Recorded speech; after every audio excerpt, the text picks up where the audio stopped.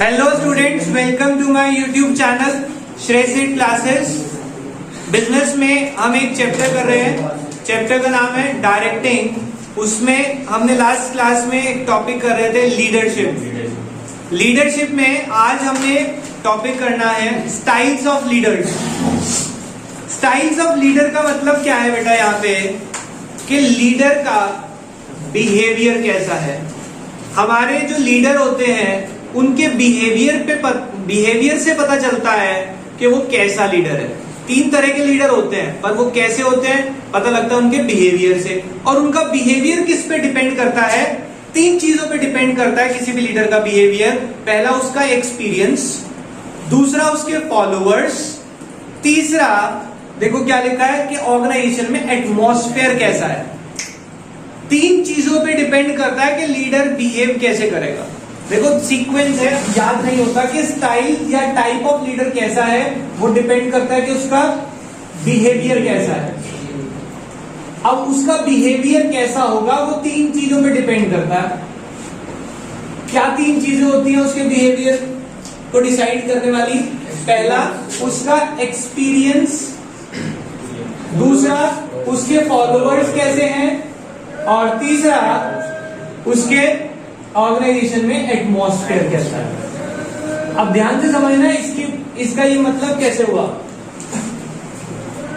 कि कोई भी लीडर कैसा लीडर होगा वो डिपेंड करता है उसका खुद का बिहेवियर कैसा है। और वो बिहेवियर मैं आप लोगों के साथ अच्छा बिहेव कर रहा हूं, कोशिश करता हूं कि किसी को गलत बात ना बोली जाए। अब वो बिहेवियर किस पे डिपेंड करता है?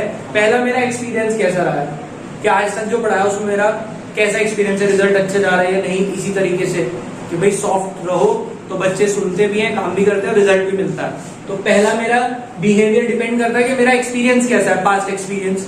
दूसरा मेरे फॉलोअर्स या जिनको मैं समझा रहा हूं वो कैसे हैं।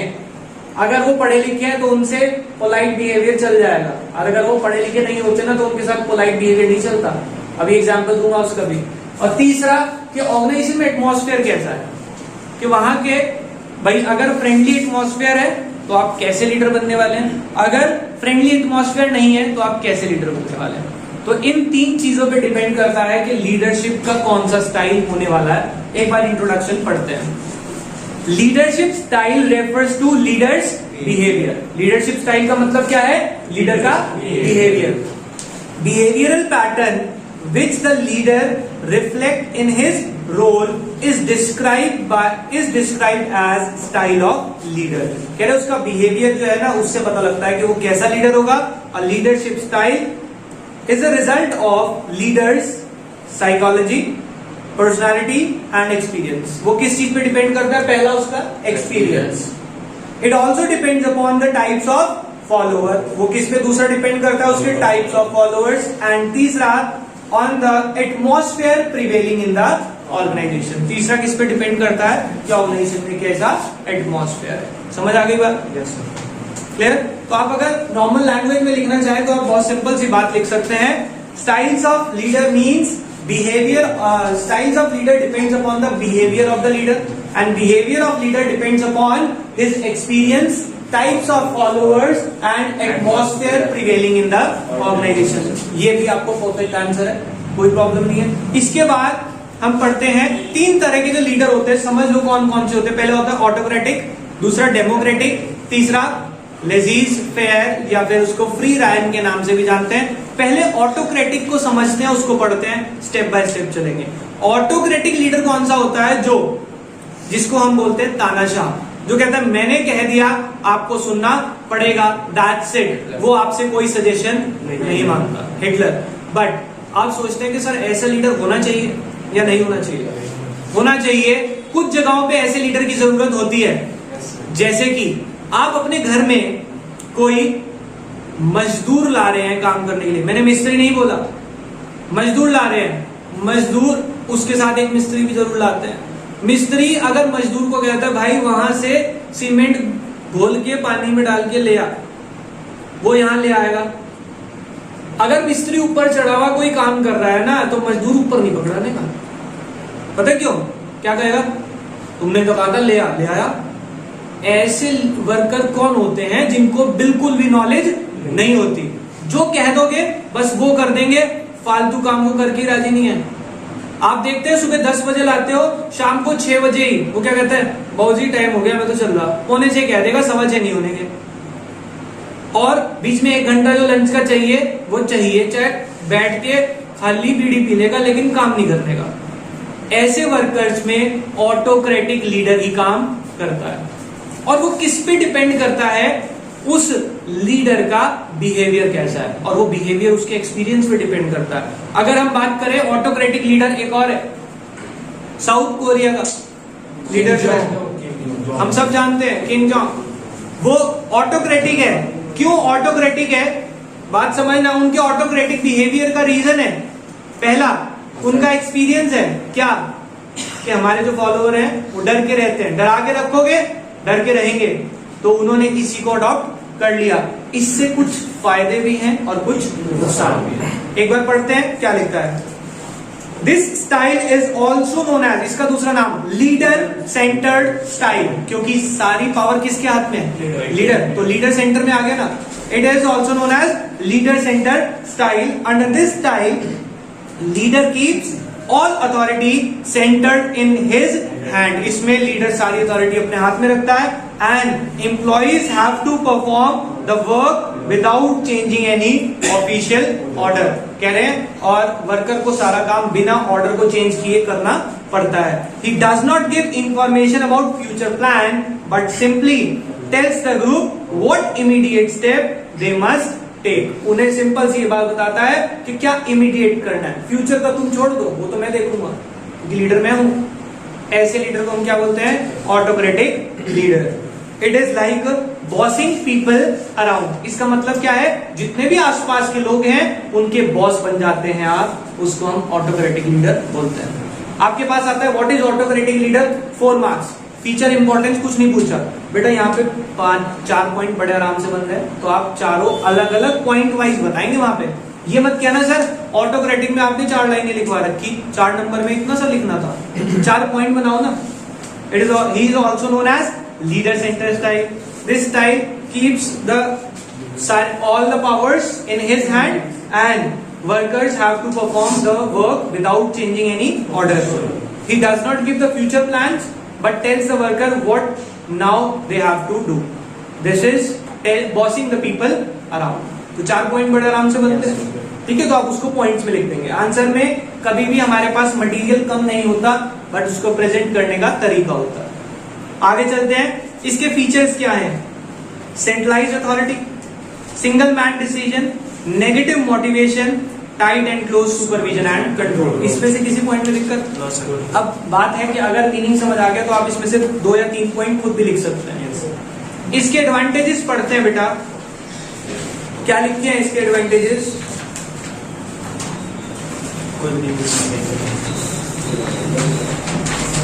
इसके एडवांटेजेस लिखे हैं।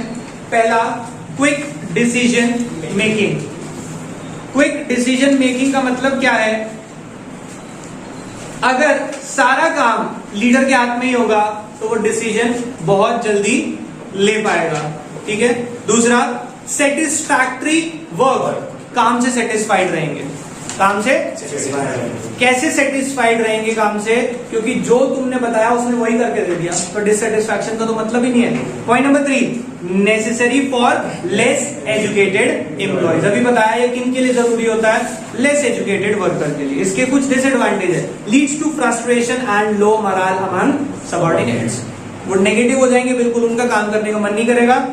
Initiative level of the subordinate goes down, कोई भी अपना इनिशिएटिव नहीं लेगा काम को करने में। Third, potential and creativity of the subordinates are not utilize, उनका पोटेंशियल यूटिलाइज नहीं हो पाएगा, जो भी क्रिएटिविटी थी सारी दबी की दबी रह जाएगी। और last point, no development of subordinates take place, subordinate की डेवलपमेंट होने का तो कोई मतलब ही नहीं है। समझ आ गई बात, इजी है, पॉइंट्स को याद कर लेना। नेक्स्ट है डेमोक्रेटिक ऑब्लिक पार्टिसिपेटिव लीडर। बेटा आप सबने न्यूज में कभी ना कभी एक बार तो जरूर सुना होगा, India is a democratic country. Democratic का मतलब क्या है, जिसमें लीडर तो होगा पर लीडर सारी डिसीजन अपने आप नहीं ले सकता। He has to take suggestion from subordinates और वर्कर्स।